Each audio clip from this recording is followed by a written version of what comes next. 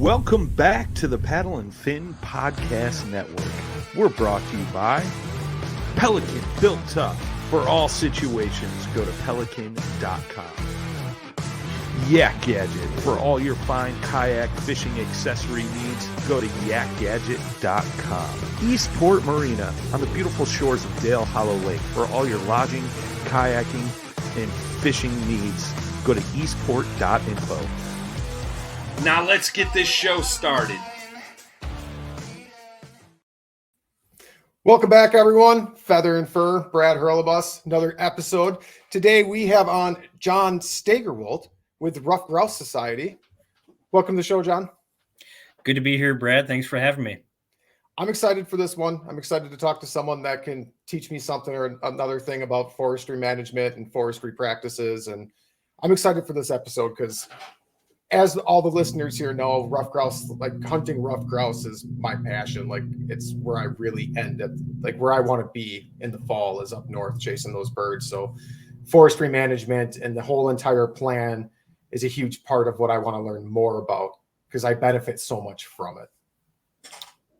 And you're not the only one that benefits from it. You know, forests provide a lot of utility to hunters, non-hunters alike.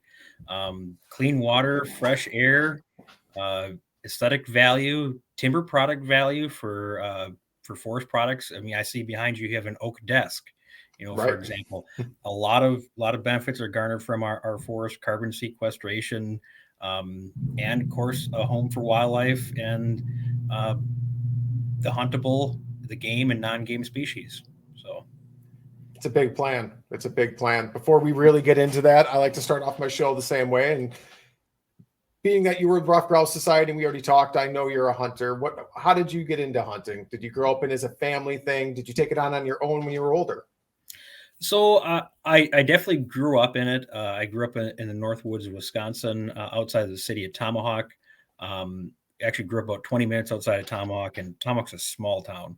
I think growing up, my closest neighbor was like a half mile, mile away. So, I mean, I grew up in the North Woods. Actually, I'm a third generation tree farmer. So definitely grew up in the woods.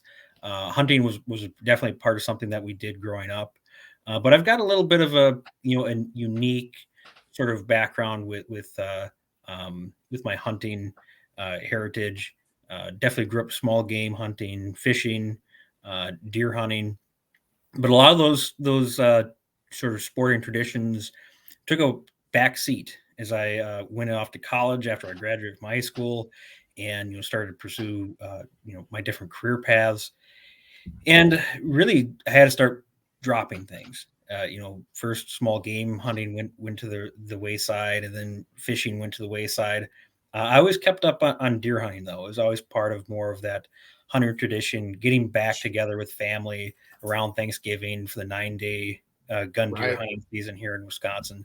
So I always kept deer hunting as part of that tradition. But I'm part of that group that got reactivated, essentially. Okay. So after graduating from college, worked at my career for a few years, started to develop my own path in my professional career, and slowly start to develop more free time in your career, and started to pick some of those hobbies and outdoor recreation activities, hunting back up that I had to let go to the wayside. So I'm definitely part of that reactivation group. All right. And for listeners that may not be kind of familiar with that terminology, we in the conservation realm, hunting and fishing realm, we typically talk about R3, recruitment, reactivation. I forgot what the other R is. I'm not exactly the R3 coordinator, but I can't help you there. I've never heard that terminology before, so this is new to me too. I knew exactly where you're going with reactivation. Like, it made perfect sense to me, but I can't help you with that third R. I have no idea. Anyways, getting reactivated into a small game hunting was definitely part of my background. But like I said, I always kept deer hunting. Sure. Actually, until the past few years, I've been getting a little bit bored with it. definitely getting more heavily into the upland small game hunting, just as you only have so much free time out there. There's only so many days in the year, and then vacation days and time off are even more rare. So trying to take advantage of all the opportunity that there is out there in the natural world, whether it's going after different fish species, bodies of water that have never fished before, different small game species. I'm kind of making the circle right now in deer hunting. Those fall days are too valuable to spend solely on deer hunting. So definitely doing a lot more of the grouse and woodcock hunting nowadays. But that gun deer camp, though, I mean, that's such a strong tradition in Wisconsin. I'm sure you'll still be up there for opening weekend. I try to. Of course, COVID the past couple of years kind of through. Everybody, you say that and people know what you're talking about, but definitely part of our family's sort of hunting heritage going up to deer camp. I was actually just there this past week doing some cleanup work, some storm assemblage cleanup work, and some habitat work, improving our habitat at that site. A never-ending battle to make sure there's good habitat out there and available. So now that so after your college career, when did you decide to move? Was forestry always part of your college plan, being a third generation tree farmer? It actually was not. I wanted to get into political science until I realized that I couldn't deny those genetically ingrained traits and career path that were kind of instilled within me. So partway through my college career, I just said I just can't handle another political science class, another ethics class. I just can't handle debating topics with people. I just want to go into more of a scientific field. I've always kind of had more of a scientific mind, and I couldn't really continue to deny sort of that predisposition to go into natural resources. So took up the field of forest management, graduated from UW Stevens Point in 2011 with a forest management degree. Worked a few years professionally within the Wisconsin County Forest System. Of course, if you're a rough grouse hunter, you're pretty familiar with the Wisconsin County Forest System because where a lot of the active management takes place, which means a lot of good rough grouse and woodcock hunting opportunity. Before going back to school in 2013, after a few years working professionally, decided to go back to school for a graduate degree in wildland fire ecology. And then after that, worked in private consulting and for the state of Wisconsin for a little while before working for the Rough Grouse Society. So do you feel like the hunting tradition kind of like brought you to Rough Grouse Society because it kind of like went hand in hand? Or was it like the forestry management opportunities just so like right where you wanted to be? And that's kind of reigniting the fire for the hunting. Like what came first, chicken or the egg? I actually want to say it's a little bit of both. Sure. So actually one of the first jobs I had out of my undergraduate was working for a county forest. They had received some funds from Wild Turkey Federation and Rough Grouse Society to hire a summer intern. So I actually got a job working on rough grouse and turkey projects. So partly thanks to the Rough Grouse Society. So it was kind of always stuck with me that it was the organization that really wanted to be active in management, do the type of management that I really wanted to pursue. So it kind of seemed like a natural fit. Nice. I'm always impressed when people can find a career that's really like in their passion. Do you know what I mean? Like that when things actually like work out, like I love my job, but it's not my passion at all. Like, and maybe it's a good balance for me being completely right field in my job compared to like being in the hunting, like being in that field every day. But like where that, if you get like that passion and then just be able to find a career in it, like it just like that always amazes me that people are able to chase that and make it happen. So that's really cool. Like that's a really cool story. Well, thanks. So with the Rough Grouse Society, you're over the Great Lakes region, is it? So I cover a 7-state region. I cover the western and eastern Great Lakes. Okay. We're talking Minnesota, Iowa, Wisconsin, Illinois, Michigan, Indiana, and Ohio.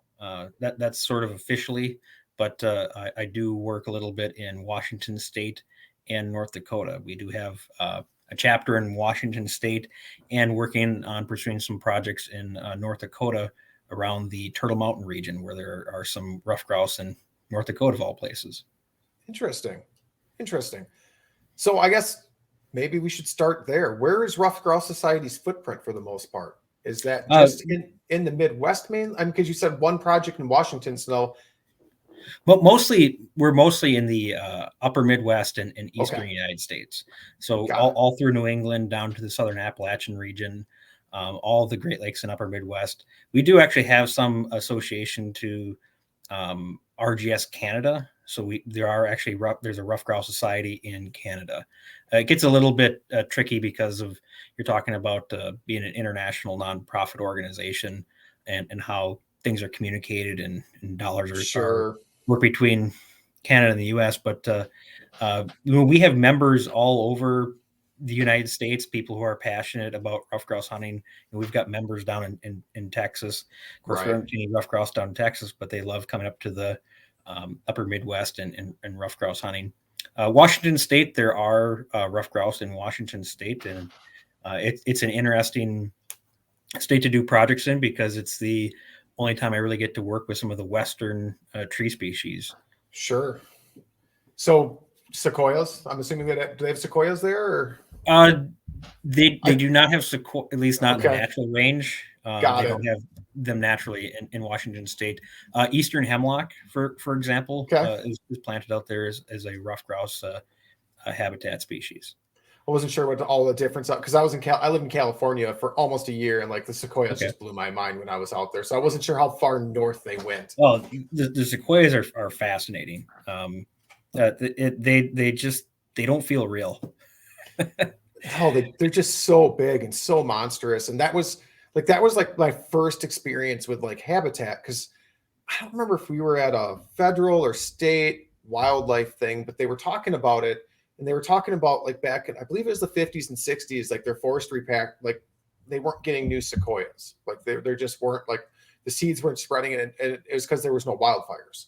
Yeah. And that was the first time I had really heard that certain trees need wildfire to produce like the seeds, so you get more trees. Like I never realized that until they were talking about it. Like, well, the fire clears out the brush and it gives them a fresh. So I'm like, interesting. Like never like that. That's like a whole lot of nature right there. The fire ecology of giant sequoias and redwoods is absolutely fascinating. Of course, like I mentioned, some of my background is in wildland fire ecology, and there are a lot of habitat active forest management issues that are happening in California. Of course, if you've paid any attention to the wildfires that are occurring out there, it has a lot to do with the wildland urban interface and how really we're building homes in places that really there shouldn't be homes. They are definitely fire dependent communities. Definitely stuff related to invasive or exotic species like eucalyptus being fire prone and adding to the fire danger in those areas. And of course, climate change, drought, a lot of those type of issues. But there's also a large lack of forest management in certain areas of California. And actually, when it comes to the ecology and management of giant sequoias, the invasion of white spruce is a concern. White spruce is a species. It's a native tree, but it tends to invade sites in the absence of fire. And then when a fire eventually goes through, it helps fire carry up into the canopies of giant sequoia. And then you talk about, several 100,000-year-old trees getting scorched and dying because there's been such a deficit of fire on the landscape for so many years that you add to that fire danger and eventually turn what would be just low intensity ground fires, maintaining a healthy ecosystem, into catastrophic canopy fires that are drastically changing those ecosystems. That's a lot. I mean, that's a lot to think about right there alone. I mean, it's a lot. It's a lot to think about there. But right now there's an active fire in the Pigeon River State Forest in Lower Michigan. I guess the Lower Peninsula of Michigan. Sure. And it kind of that's really, that fire right now is in the footprint of, not exactly the footprint, but right in the backyard of the Mac Lake fire that happened in the 1980s. And it's just a reminder that the Lake States here, we are definitely a fire-dependent community and ecosystem. We had the anniversary of the German Road fire here in Wisconsin just this past week. And of course, last year was the Green Lake fire in Minnesota, a relatively large wildfire. Right. We are definitely a fire-dependent ecosystem here in the Upper Great Lakes. And that's probably something I never really think about that.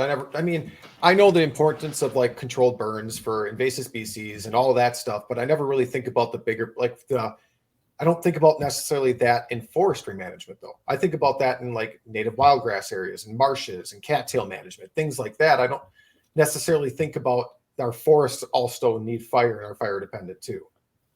The research is pointing more and more that fire is really important for a lot of our ecosystems, even ecosystems we wouldn't traditionally think as being fire dependent, but having the occasional maintenance fire go through actually plays a lot into what the species richness and biodiversity are of those specific areas.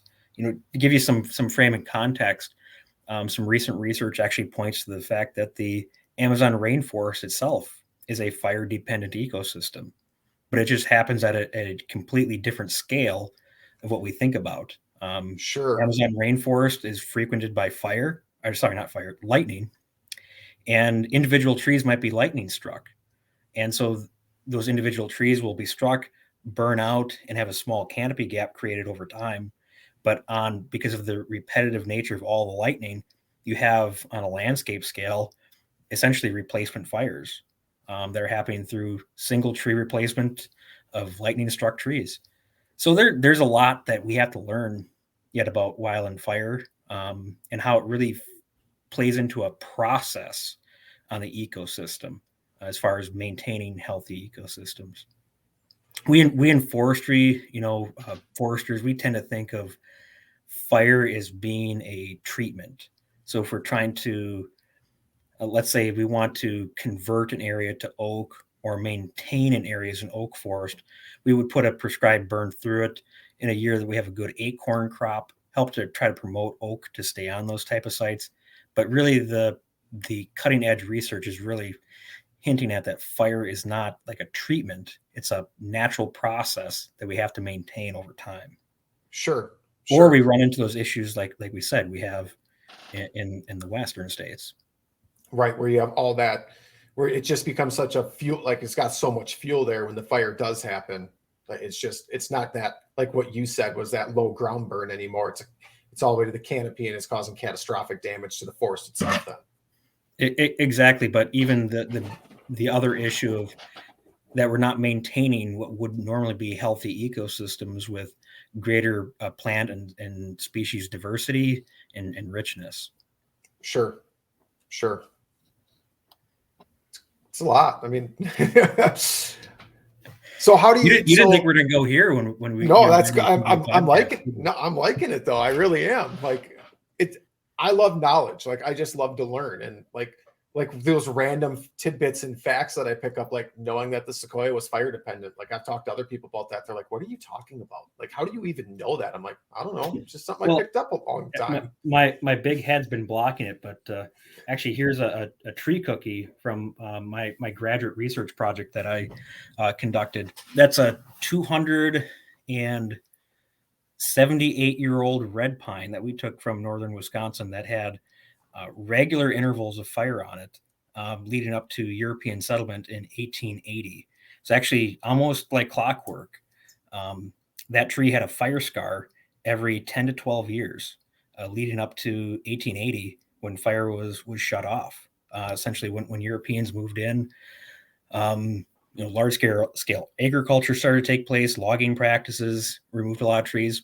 This was actually in a more or less a preserve that was set aside by one of the notable logging camps and timber barons of the day. And it kind of tells a great story about Native American fires, anthropogenic fires, and how they used fire as more or less a maintenance treatment in that landscape at that time before European settlement to help maintain healthy hunting grounds, berry picking grounds, thinking about how people had to subsist off the landscape. Sure. And you think about in this particular region of the United States, how quickly an area could revegetate, grow back up to be unhuntable. I give this example of you run a fire through, and about 10 years later, it's going to be pretty full of brush. Well, how do you find game very easily using the tools at the time, that era, to hunt your quarry? It becomes pretty hard. So people probably sent a fire through it, saying that it needs to be burned again to help promote some game species. Sure. I didn't realize Native Americans used fire as I didn't realize they had any, like, I didn't know they practiced forestry, I guess, in that way. Like, that's the first I've ever heard of that. They definitely did. Actually, the Menominee tribe here in Wisconsin has one of the longest traditions of what we might consider modern day forestry in that regard. Still actively managing their forests with forest management and fire. But this was just one part of that research study that we had done. But there are many other studies that are being done right now in the Great Lakes related to fire, even out on the East Coast. Thinking like Pennsylvania, a lot of studies being done about how really fire is a more major part of the landscape and the ecology. One of my study sites actually found that fire frequented it about every 5 years before European settlement. So there's typically a range that we saw with certain sites. Usually every other year to every 20 years was pretty normal, what the research is pointing to, but it also greatly depends upon those forest cover types too. There's definitely a difference between an area that was more dominated by hardwoods being less frequented by fire, areas that were more dominated by pine being more frequented by fire. And a lot of species that we don't think probably benefited from fire might have, ruffed grouse included. Right. Actually, there's some research out from the eastern United States that points to fire after harvesting aspen actually can produce denser thickets of aspen to sprout back up after that logging and fire practice. Interesting. Meaning better ruffed grouse habitat. Right. So using logging, and after logging, coming back through with the fire then afterwards to promote even better forest. Exactly. So fire is one tool that obviously you're familiar with, part of your degree and everything else. What are some of the other common tools that you use as a forester? I mean, harvesting obviously is a common one, but are there any other ones that most people wouldn't necessarily think of? Well, what did Aldo Leopold say? He said, axe, plow, fire, cow. There's a wide range of tools in our toolbox to use. Fire is one of them. It certainly isn't the only one. It has its applications. It has its drawbacks. It's definitely very seasonally dependent, weather dependent. We can't always get what we need done through prescribed burning. So there are other tools in that toolbox that we need to and do look at in forestry. Obviously, timber harvesting is one of our biggest and best tools because we're not as restricted by seasonality with it. We definitely do try to push timber harvesting towards times of year that are more conducive to harvesting specific species and ground conditions to make sure we're not impacting soil quality, water quality, and focus on when we can most effectively regenerate trees back. But forestry practices, timber harvesting is definitely one of those tools in our toolbox. Herbivory and grazing is definitely another tool that we talk about in the forestry realm. But actually, more commonly than not, we talk about the impacts of deer browse on forestry. Thinking back before, again, European settlement, at a time when Wisconsin, we had elk and woodland bison across the landscape, and deer managing the herbivory part of our landscape. Now today it's largely just white-tailed deer, but some counties have deer densities that can actually impact forest regeneration. And when we talk about holistic management, we're talking about how forest regeneration can actually be so impacted that now we don't get the stem density back in a stand of aspen or oak or hardwoods that would actually then be conducive to ruffed grouse habitat. So it all kind of fits together as far as how we should be managing these ecosystems, just like you're kind of hinting at, as we need to be using our multiple tools we have available. Right. And including the science. And when you're managing a forest, you're not, I mean, you're part of Rough Grouse Society, American Woodcock Society, but you're not just managing it only for grouse. I mean, you're managing for a healthy forest. Yeah, we definitely are. We're looking to manage healthy ecosystems, healthy forested landscapes, diverse forested landscapes. Well, we even, we think of the ruffed grouse as this bellwether for forest health, because ruffed grouse are kind of unique in that we think of them as a young forest species, but that's actually a misnomer. They're not a young forest species, just a young forest species. They're diverse forest species. When you and I are out there hunting, we're typically running into ruffed grouse in the fall, and it just so happens in the fall, ruffed grouse are utilizing young forest. Sure. But other times of the year, they're using different forested types. Right now, this time of year, ruffed grouse are nesting. They're nesting at the base of mature trees is where they're nesting. They need, little forest period, they're drumming. They need mature trees that fell down to have a drumming log to drum off of. There are other forest types that are really important to the ruffed grouse ecology.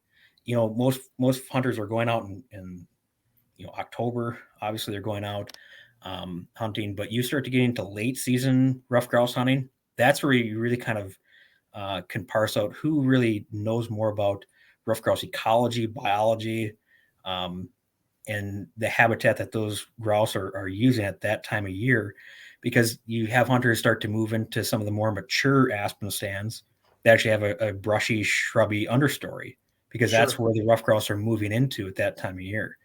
So they're really, when you talk about ruffed grouse management and ecology, you're talking about a diverse forest species that's utilizing multiple age classes of forests. And that's why they're a bellwether for forest health, because if we have young forest, mid-age forests, and older forests, we're managing everything ruffed grouse needs. Of course, there's the other part in there that ruffed grouse have a very small home range. When the ruffed grouse broods start to break up, grouse can travel 2-4 miles, individuals can, but after they land and figure out where they're going to be spending the rest of their life, most of them won't leave an 8 to 12 acre area. So they have a really small home range, very, very small home range.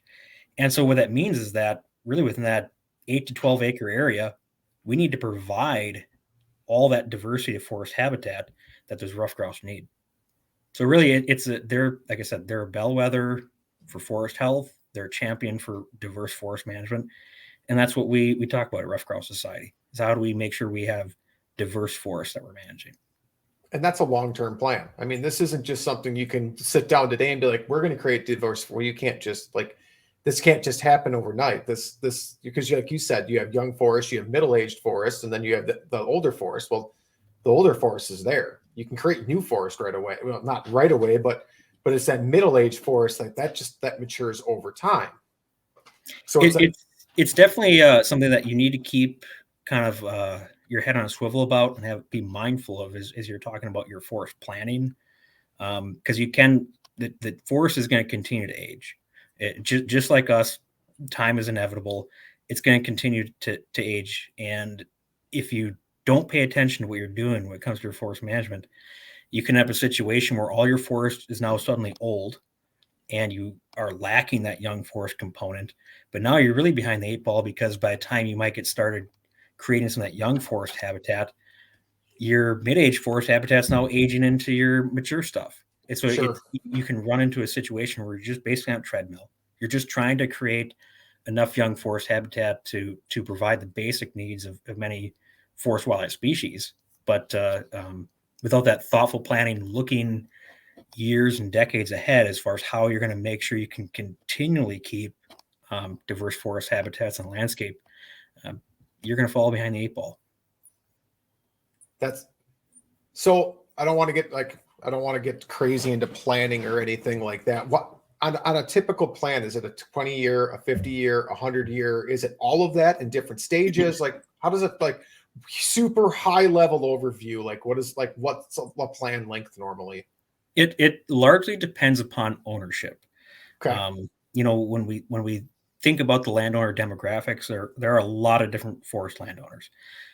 There's Forest Service land, county forest land, school trust land, state forest land, state wildlife areas, industrial forests, private land ownerships, land owned by NGOs like Right. Ruffed Grouse Society. So there's a real, you have to be understanding and knowledgeable about the landowner demographics across the spectrum, because each one's going to have different set goals and targets in mind, manage on different timescales. But typically you would think more holistically and long term in thinking about 100-year plan if you're a public landowner. But a 100-year plan is not going to be an all-encompassing document. It's going to be this is where we want to head over time, but it's not going to have the specifics of how you really get there. How you get there is going to be really dependent upon a 25-year plan, a 15-year plan, to basically set those targets and goals for that 15-year period, to say, here's how we're going to get here step by step over the next 15 years, to then work our way towards that 100-year plan. So every 15 years, you're reevaluating your plan to look at, well, are we meeting our targets, our goals to get towards that 100-year planning effort and where we said we wanted to be, and then checking it along the way to see if you're getting there. That's when it might come to public land ownership. Private land ownership, believe it or not, again, I keep saying Wisconsin, but you and I are in the state of Wisconsin. Right. No, it's all right. I've had plenty of episodes that I've never left the state of Wisconsin in our conversation, so we're fine. Well, land ownership demographics, private land ownership in the state of Wisconsin, surprisingly enough, changes hands on average every 7 years for forested land. So it's actually, you're talking about an extremely short period of time to be managing your land on. Right. If it's being sold every 7 years, which creates a lot of problems in the forest products industry, especially when you think about how we can sustainably manage some of these lands.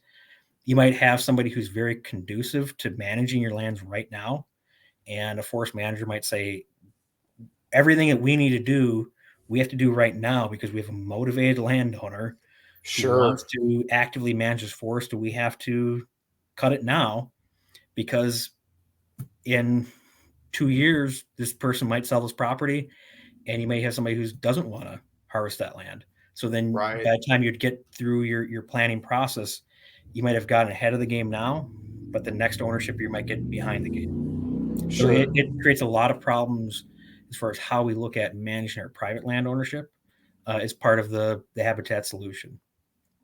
There are some unique programs, especially here in Wisconsin. We have the Managed Forest Law program, which has been largely successful for the state of Wisconsin. About 3.5 million acres of private land ownership are within the Managed Forest Law program.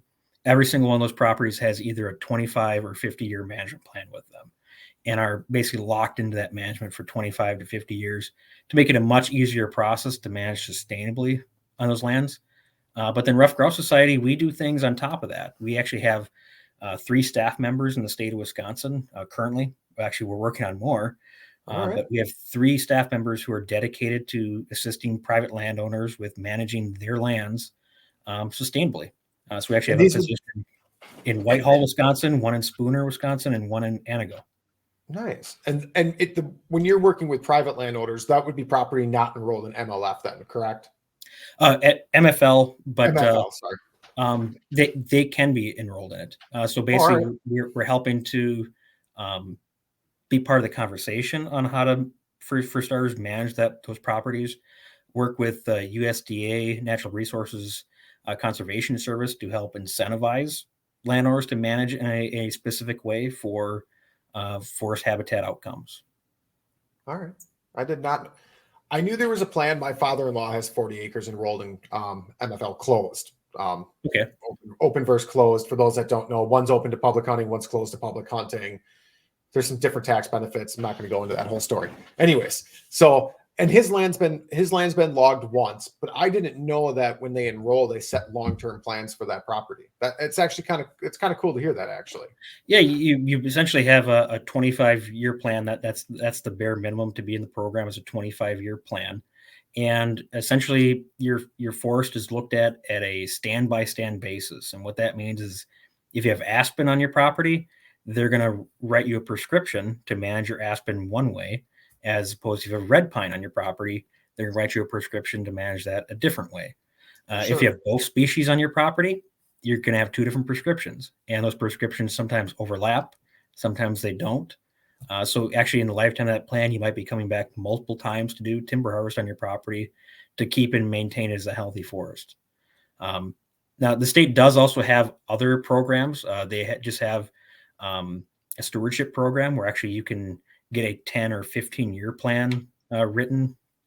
Actually, our staff do write some of those plans, the 10 and 15-year plans, which don't have any sort of tax implications or regulatory authority tied to it. It's just basically making best recommendations on how to manage property. But chances are, if you're a private landowner in this state, especially, there's a box that you fit in as far as programs that would be appealing to you to manage your property in a way that you want to, if you want to actively manage it.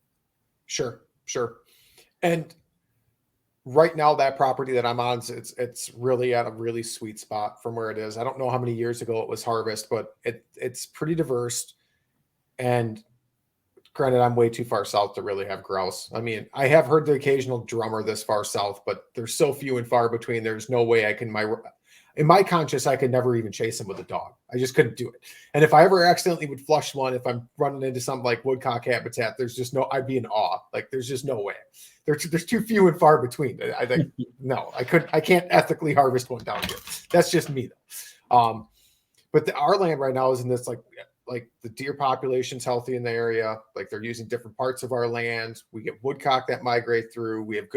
There's a lot of songbirds that come through there and squirrel. It's a really just healthy, diverse forest. And I wasn't sure and I knew it didn't happen by accident, right? At least I hoped it didn't happen by accident. And it's more than just, we're just going to log it and let it grow back. I didn't think that would be the plan. So it's interesting to hear that they actually put a plan in place for these properties. They do. It relies heavily upon a lot of forward thinking by the state, taking on the action of helping write these plans, and also an army of private forestry consultants that actually now work to actually draft these plans, help implement the practices on the ground.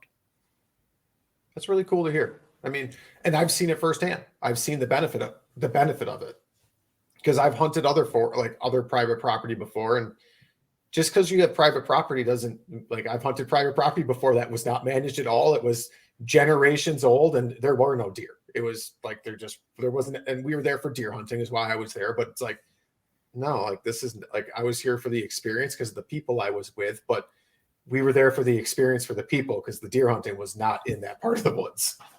And you asked a little bit earlier about, maybe why I chose RGS as sort of a career path, why I work for RGS. And that is one of the things I do love about the Ruffed Grouse Society is that we do talk about diverse forest management, largely, again, because ruffed grouse are the bellwether for healthy forests.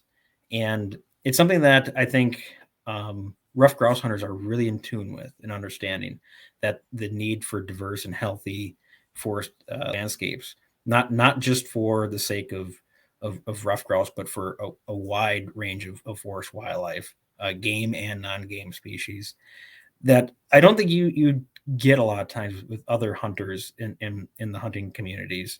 And I'll give this example that with going back to oak trees, that a lot of hunters, a lot of landowners who are deer hunters that I interact with are always very hesitant to harvest their oaks and Sure. manage their oaks actively. A lot of deer hunters, they don't want to screw up the acorns. Right.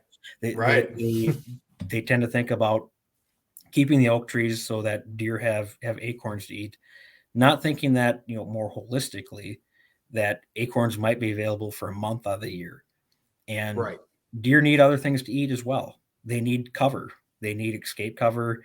They need cover to raise their young. They need winter browse habitat. They need herbs, forbs, and grasses to browse upon. So there's a lot more that needs to happen in these forests than just managing mature oak cover type to produce acorns for a month out of the year. You really need to be talking again about how are we managing diverse forests for white-tailed deer. And that kind of goes back to what you said about ruffed grouse, hunting ruffed grouse in fall. They're in younger forests a lot of times. So that's where you get that impression that they need young forest when that's not the case. They need a diverse forest. So yeah. I understand that correlation completely, because I can't count on it like, oh, we need to find the acorns. Well, if there's nothing else there but an oak stand is for miles, that's probably not going to hold much for animals at that point. Exactly. It's really trying to find that balance of healthy, diverse forests when you're hunting forested areas for whitetail deer. Sure. Of course, you starting into the agroforestry or farm forest interface areas. There's different things at play when you have corn on the landscape. Right. When there's corn, then you've got if there's still some hedgerows in between farms for bedding, like everything starts to change. Add a little water in the mix. But that might be a little bit of my bias hunting the Northwoods of Wisconsin, where we're definitely not in farm country. No, and I've hunted. I used to hunt up there a lot for our deer camp was up there when my best friend's father was still around before they moved back south. I think we were up there for 5 or 7 years for deer camp straight, and it's completely different hunting the big woods. And we were up in Vilas County, so it's completely different up there than where it is now, where I hunt in Columbia County. And while we have a wooded section, it's a lot of farmland around us too. I mean, it is it's a diverse landscape between. You have marsh, you have wooded property lines, wooded property lots with big farms all around it. So it's a completely different experience between the two. So I understand exactly what you're saying. When you hunt when you're hunting the big timber up north, it's completely different. For sure. So, boy, I don't even know where to take this yet. Do you want to talk about I don't want to get too much, I don't want, a lot of my shows go long and they go more than an hour, and everybody who listens to me knows that I never get out in a show in less than an hour. Most of them an hour and a half. But is there any projects you want to talk about that you're currently working on that were that are just this, really was for me right now, my golden goose, this thing is I worked really hard to make this project happen and it's coming to fruition, and this one's really to be excited about? Actually, yeah, there's a lot going on talking about forest conservation, the work that we're doing within the Ruffed Grouse Society. I guess for starters, I have to say our chapters are all being really active this time of year. A lot of them are getting out, handling and managing a lot of their chapter habitat projects, having habitat days, doing tree planting, shrub planting, trail maintenance work, pollinator planting, clover planting work. So there's a lot of work that the chapters are doing right now. Garbage pickup and cleanup at Sure. different wildlife sites. So, shout out to our membership, and the chapters are doing a lot of hard work right now, getting out there and being active, helping to give a good face in front to the society, working with a lot of local managers on their respective projects. But me regionally, some of the big projects that RGS we're working on right now, by far the biggest one, and the one that I'm most excited about, is how the Ruffed Grouse Society is engaging with shared stewardship with the Forest Service. Currently, this past winter, we harvested our very first shared stewardship project with the Chippewa National Forest in Minnesota, which was an 83-acre timber sale project on the Tower Lake and Morph Meadows Hunter walking trails on the Chippewa National Forest. And actually, RGS being a very taking a very active role in the timber management of these hunter walking trails on the national forest as part of shared stewardship, and then taking the revenue that was generated from those timber sales and reinvesting it back into the forest where it came off of, hiring contractors to do additional trail maintenance work, rehabilitation work, and habitat work on the Chippewa National Forest. It's a model that we're taking to other national forests. We're actually in the process of finalizing an agreement with the Manistee National Forest in southern Michigan. We're working on 2 separate agreements right now, as well with the Ottawa National Forest. And we're also working on completing another one, I should say, with the Chippewa National Forest. So we're taking a very active role in forest management through this tool called Shared Stewardship, and it's a very exciting time to be part of the Ruffed Grouse Society because of those efforts. So what exactly does shared stewardship mean? Does that mean that the Ruffed Grouse Society is controlling public land, the management of it? It doesn't necessarily mean that. If you're to boil it down, what it essentially means is that we're given the opportunity to help the Forest Service manage some of their timber. Okay. So it's where the Forest Service is basically identified us as a partner, saying that you have these goals and objectives in mind to do X, Y, and Z. We have these forested areas that are have gone through planning, have gone through the approval process, public commenting process. We're going to manage these really in line with what you guys are prescribing and want to manage. Let's work together to have some shared stewardship of these forested areas. Allow RGS to take a more active role in helping us do the timber sale establishment, bidding and harvesting of that timber, and then taking that revenue that's generated from the timber, because of course in our region, timber generates a lot of revenue to help manage forests. So taking that revenue and then reinvesting it back into that local forest to do a bunch of additional habitat projects and treatments. So on the Chippewa National Forest, for example, we mowed just shy of 100 miles of hunter walking trails, maintaining them. We installed 10 trailheads, and we're looking at basically, and we haven't even spent all the revenue yet. So we're looking at what are we going to do this year as far as additional habitat projects, looking at some pollinator planting work, looking at doing some additional trail mowing, additional gate work, and additional timber harvest establishment work through that shared stewardship. So it's kind of a win-win for the Ruffed Grouse Society. We get to take an active role in managing the forest. We get to reinvest that money back into the local communities, local forests. Forest Service loves it because we help complete their work objectives. Sure. So we help to take some of the workload burden off of them. And of course, they're monitoring the work that we do all the time. So it's very close communication as far as what we're working on and making sure that we're meeting all their steps, guidelines, and in accordance with those forest management plans. And they're also, I mean, just the folks I've worked with on the Chippewa National Forest, for example, they take a lot of pride in their forest. And they face a lot of budget constraints, like a lot of private individuals, a lot of county, state, federal government agencies. They've got budget constraints and can't always get the things done that they want to get done in the forest. And I mean, I've seen forest managers almost come to tears, just happy about some of the work that we're able to do to install new gates, for example, on some of the trails. Just that they had wanted for years to have new gates, and they're working the gates that are all shot full of holes, beat up, bent up, pulled out of the ground, and we're able to come in and like I said, reinvest that money back in the local community. And you have these Forest Service employees who they're taking a lot of pride in the work that we're getting done through the shared stewardship, because they are seeing how we're rehabilitating these assets for the public. Right. No, that's awesome. Like is that a new program then? Is that relatively? It sounds like it must be relatively new. It's relatively new in the grand scheme of things. It's if you've heard of Good Neighbor Authority, it's basically related to the Good Neighbor Authority, which GNA has allowed the states to take an active role. So Wisconsin DNR, Michigan DNR, Minnesota DNR are all taking active roles in a similar type program.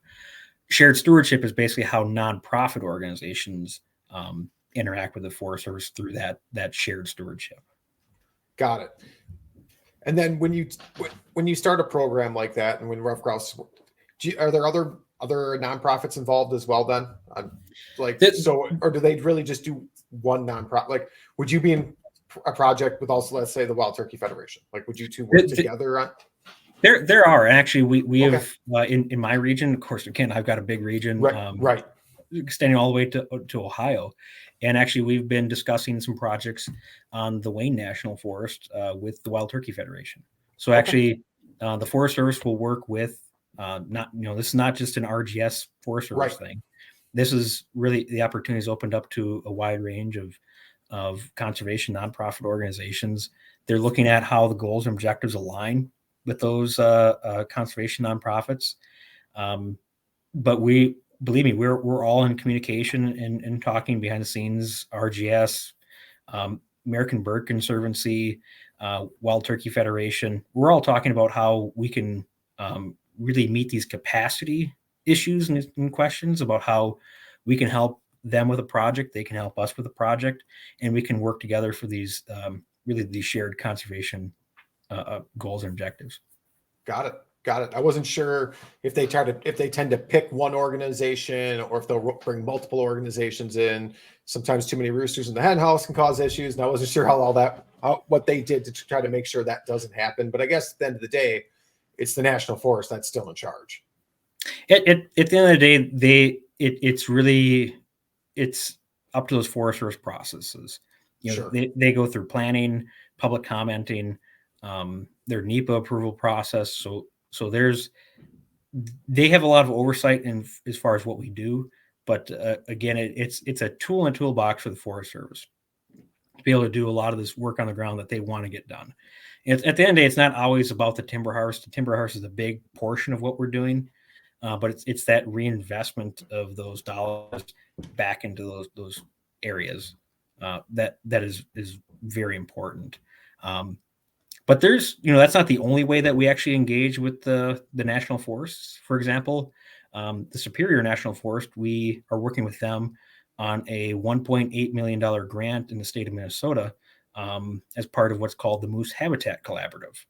So they're, again, thinking about rough grouse, diverse forests we need. That includes managing moose habitat. Moose habitat is a lot of crossover for grouse and woodcock habitat.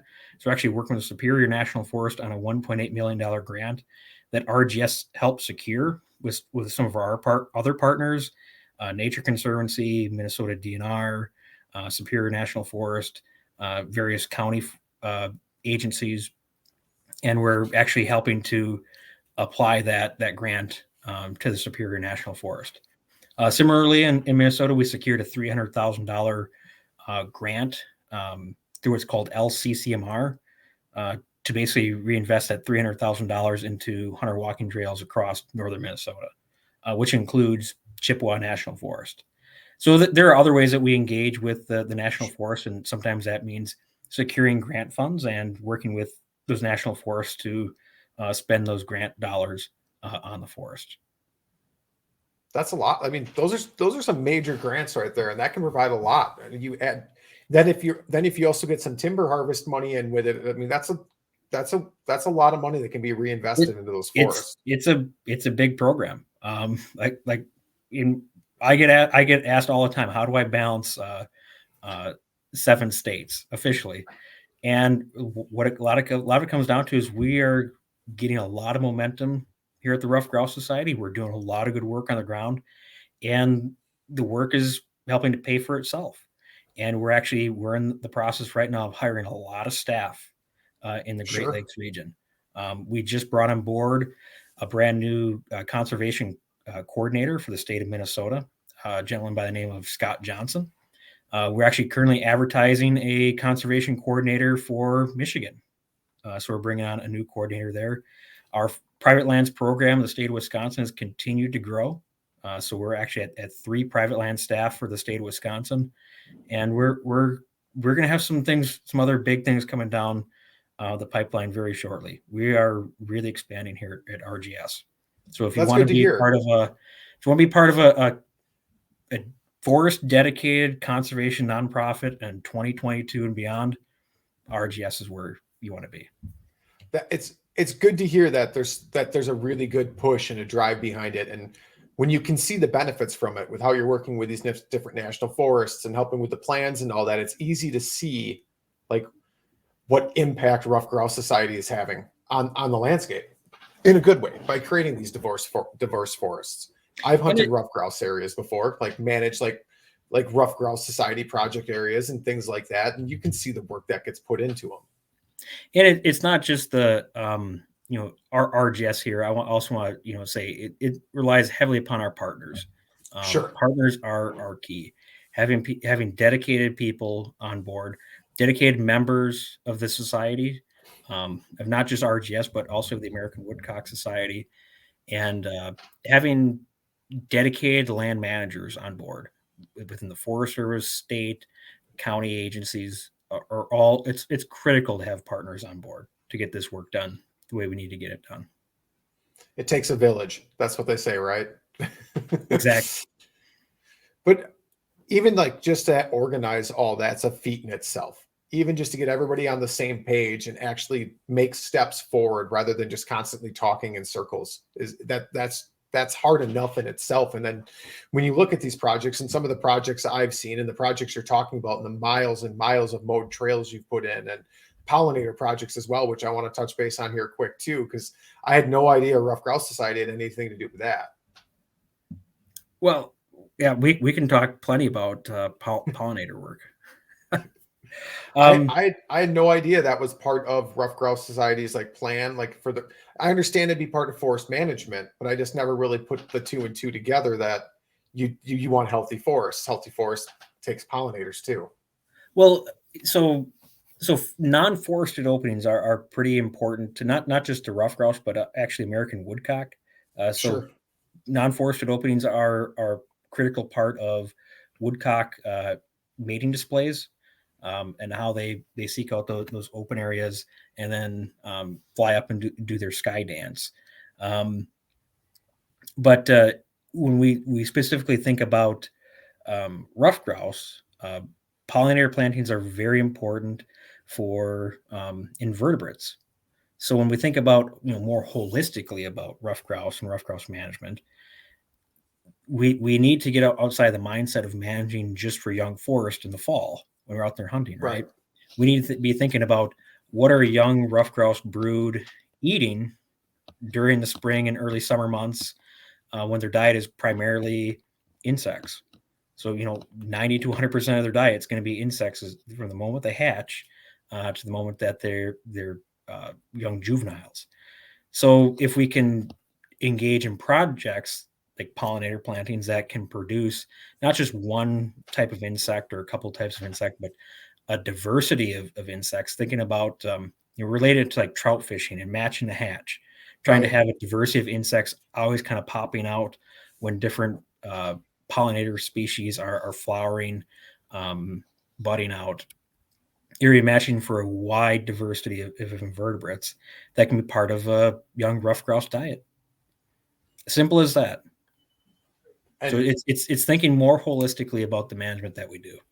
Sure. And that makes sense. And then you get the added benefit if you're doing a pollinator project that like that's a huge topic across everywhere right now, like bees and everything else and the lack of them. So if you're able to incorporate that also in the management, it's a whole nother benefit that a lot of people probably don't even realize that Ruffed Grouse Society is doing right now.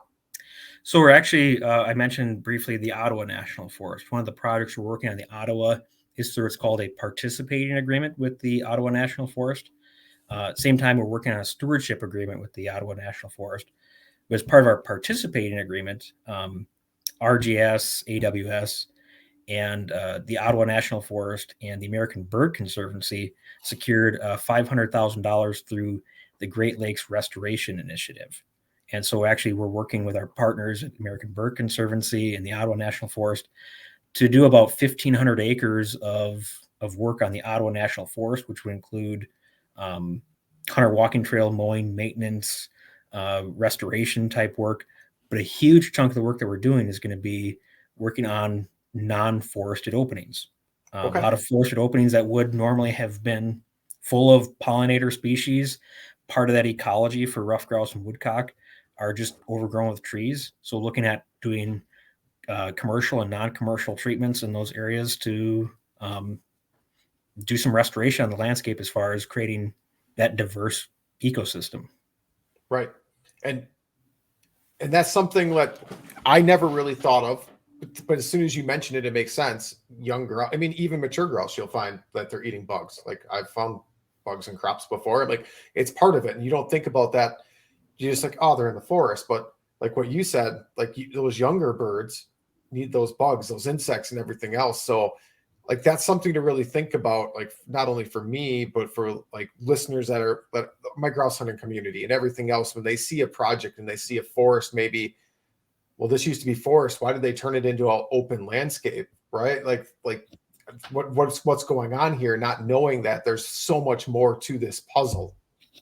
Yeah, believe me, there's so much more nuance to it, and there's so much more going on behind the scenes. I get asked quite frequently from members about some of the sharp-tailed grouse work that's happening in the state of Wisconsin, up in the northwest part of the state, where these vast areas that were jack pine are being cleared and converted to open areas for sharp-tailed grouse habitat.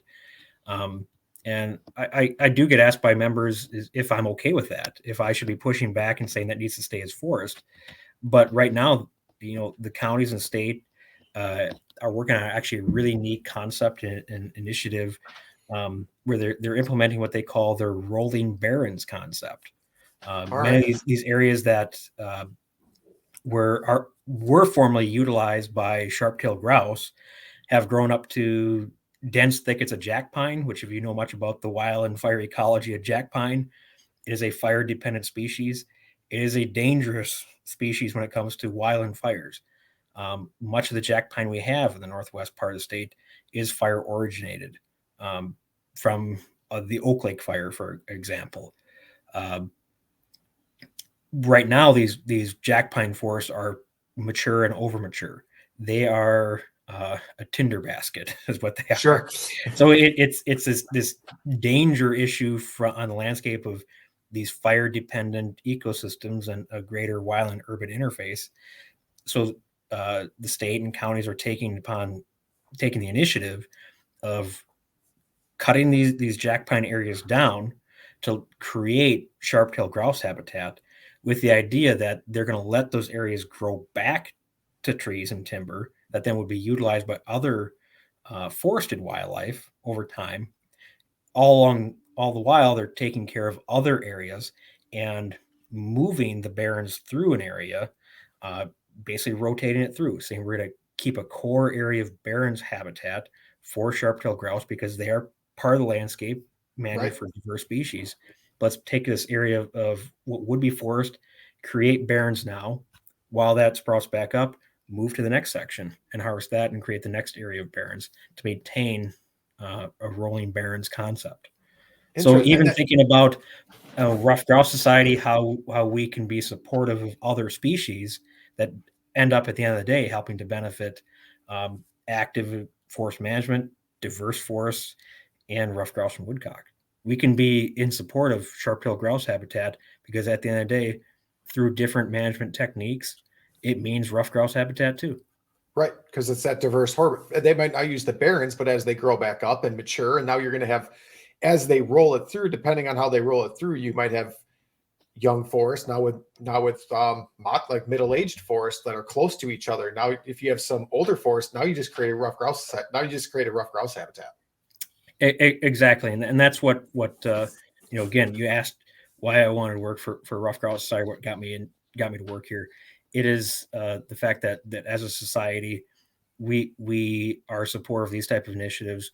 We are trying to think more holistically, long-term management, how everything plays in with one another, how we can create these healthy and diverse forested and non-forested ecosystems. It's really cool to hear all that because I learned a ton. Like like the pollinator part of it, and then like open forest areas and things like that, things that I didn't think Rough Grouse Society necessarily would have much of a part in. And then, but it all like rolls into that bigger picture now. And now I'm getting a better understanding of that bigger picture, which is really, really cool, because there's so many things I never took into consideration, like when it came to healthy forest, because my mind always thought forest. But you completely opened that up to me realizing it's way more than just the forest. It's yeah. And I can see why you landed where you are, because you're passionate about it, and it allows you to not like, you're able to just build diverse landscape, because it's more than forest, it's landscape. Yeah, it's you have to have a pretty high level understanding of a lot of these concepts. There's a reason that they have forestry degrees out there. You need people who can think, who are taught to think more landscape level in terms of the management. People who can get not just the scientific background and training and knowledge, but the real world experience, and put all the parts and pieces together to think about how we can manage at the landscape scale. It's a big picture. It really is. But I think you did a great job for like really opening my eyes. So I know that other people are going to feel the same way that listen to my show. And the Barrens could be its whole top, like the whole Barrens area. Like I haven't been there, but I've seen pictures of it, and I want to make it there just to experience, because that's a completely unique landscape in itself. Well, come up this fall. I'm going to have to. I really do want to. Because from what I've like, that's really like that little corner Wisconsin, that's pretty unique, isn't it? Like compared to like anywhere else in the state, like just how the entire landscape. It's fairly unique. So it's part of the Northwest Sands ecological landscape in Wisconsin, but there's also a Northeast Sands ecological landscape that's fairly similar. I always tell people that we have very diverse forest here in Wisconsin, and largely we have the glaciers to blame, or thanks for that, because they did a number on the geology of our state, the hydrology of our state, and really drove what forested ecosystems we have today. So we have our glaciation to thank for really the diversity of not just our landscapes, but the wildlife that inhabit it. But at the end of the day, it's up to us to we're entrusted with making sure that we can help maintain that diversity of wildlife in our landscape. And I would say, this is maybe where I could do a plug for RGS. If you're interested in learning more about what we're doing, getting active, like I said, we just had a bunch of chapters going out the past few weeks, doing a lot of chapter habitat projects. Get engaged, become a member, become a supporter of the Rough Grouse Society and American Woodcock Society. Go to our website, roughgrousesociety.org. Learn more about what we're doing. We've been working on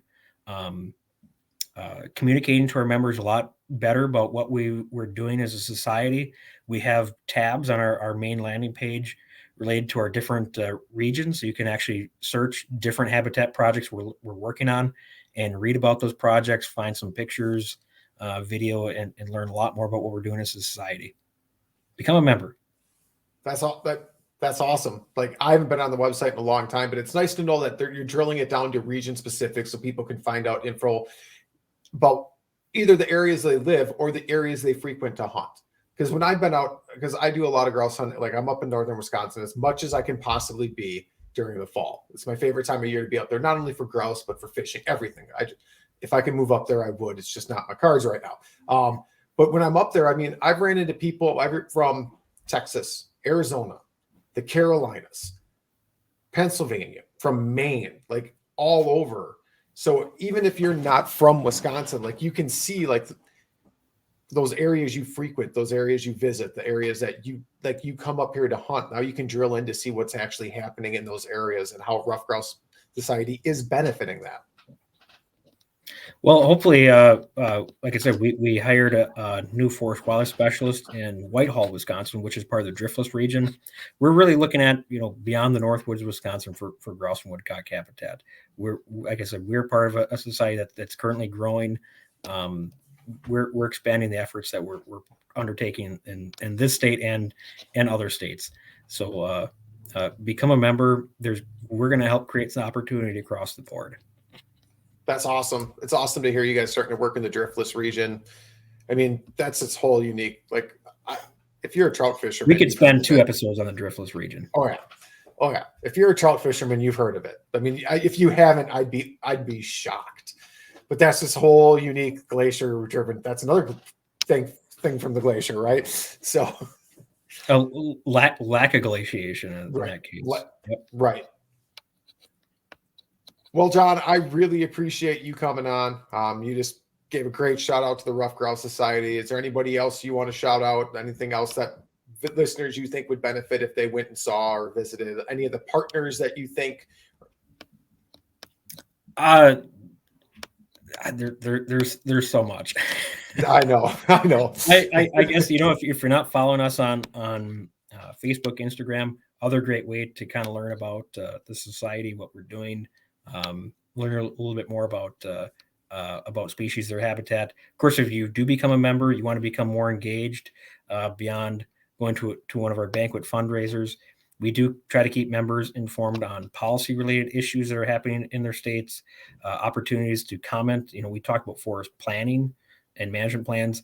If there's a state, federal plan, something that member should be interested in, knowledgeable about, concerned about, we try to keep members up to date on planning efforts, getting them the opportunity to comment and provide feedback to those plans. That drives a lot of the management. So we can help keep you engaged. And that's really a great tool right there. So don't just, when you become a member, don't just delete the emails thinking they're spam. They're not spam. There's actually useful information in those emails. And when they're asking for help from our input, there's a reason for it. And that's when we have a chance to actually take even more part in the initiative and creating these diverse landscapes. So everybody's fighting for attention nowadays. So let us fight for your attention, because there are important things happening out there. And those diverse landscapes is what's going to be the future of the grouse and the wildlife and everything else. And if we don't maintain them, because like you said, you can fall behind the 8 ball. It's going to be too late at one point. Yep. Well, John, I really appreciate you coming on. I learned a ton. Like, I feel like I almost should have taken notes. It's a good thing it's recorded because I can just go back and listen to it. So there you go. Thank you, Brad. We'll see you up here this fall for sharp-tailed grouse. Yes. Of course, we can't hunt them, but we can view them. Exactly. And I want to make it check out the Barrens because I really want to see that landscape. So that's going to have to happen. Tell my listeners, thanks for tuning in again. Until next time, keep chasing that experience. Thanks for tuning in to another killer episode here on Paddle and Fin.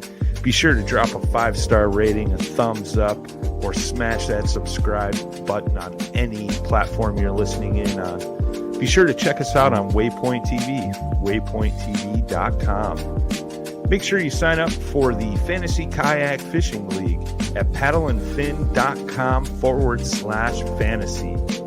You could support this show through Patreon, patreon.com/paddleandfin. Don't forget to check out the website, paddleandfin.com. Catch us on YouTube. If you got a question, comment, or want to see a future guest on the show, be sure to email us at paddleandfin@gmail.com. Shout out to our show supporters, Yak Gadget.